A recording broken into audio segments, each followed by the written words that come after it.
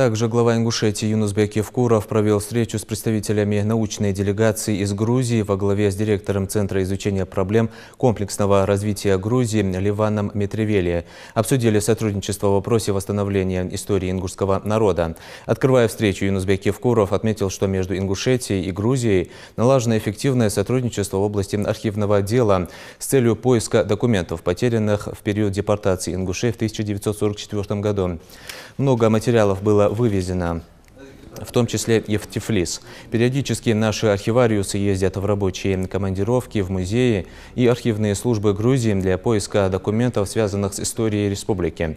Хотелось бы выразить благодарность научному сообществу грузинской стороны, которое поддерживает, предоставляет доступ к архивным материалам, помогая нам в восстановлении нашей истории. Мы заинтересованы продолжить наше сотрудничество в данном вопросе, отметил Юнусбек Евкуров. Леван Митревели, в свою очередь, отметил, что в музеях Грузии находится много предметов исторического и культурного наследия ингушей. Он заверил Юнусбека Евкурова, что эта работа будет продолжена, а также выступил с предложением организовать выставку музейных экспонатов ингушского народа в одной из европейских стран. В завершении встречи грузинская делегация вручила Юнусбеку Евкурову точную копию черкесски офицера ингушского полка дикой дивизии 1916 года. Не только по архивным материалам, а с гордостью должен сказать и с радостью вам, что у нас оказалось в музеях Грузии огромное количество исторического и культурного наследия вайнахского народа. Предметы искусства, которые относятся точно к ингушскому этносу. Материалы эти датируются с ранней бронзовой эпохи. Это указывает на то, что у вайнахов, в отличие от многих очень больших народов, великих народов, можно сказать, в раннюю бронзовую эпоху было не только производство металлов, но и культура. Там это уже не предметы быта, допустим, мечи, наконечники, копии, все такие вещи, которые общие для этого периода у всех народов, которые имели возможность производить металлы и работать с металлами. Но и памятники искусства и культуры. Вот Гела обнаружил, допустим, фигуру воина, у которого на плечах тур. Это тоже ранняя бронзовая эпоха. Этот тур идентичен и эндемен только из Асинского ущелья. Нет изображения.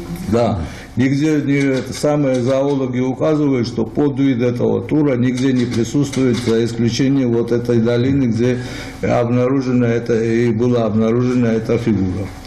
Когда мы поднимаемся уже век, раннее средневековье, там уже присутствуют предметы быта. Этнографический материал, это уже допустим, инструменты, музыкальные инструменты, это уже предметы быта, одежда, женская одежда, украшения и все другое. Наши предки когда-то жили дружно, оставили добрый, хороший след.